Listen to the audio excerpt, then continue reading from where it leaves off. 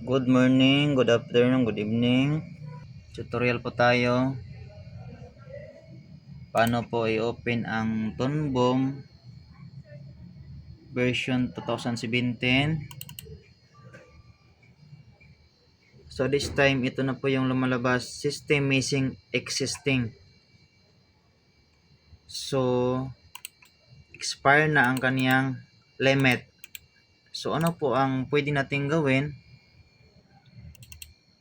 para muli tayong makagamit ng Tonbom? So first is, go to your system, time or date. So right click, then find the adjust date and time. Then after that, go to change set date time manually. Then after, backward the years, like example 2018.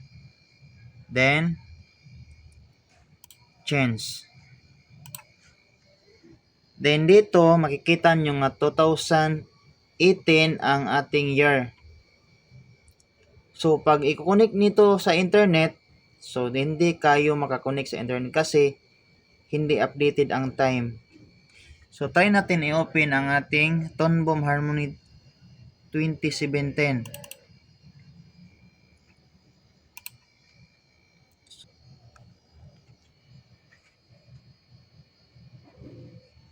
O diba?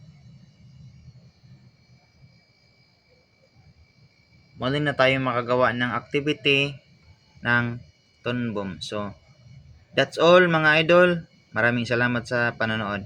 Please like, share, and subscribe to my YouTube channel.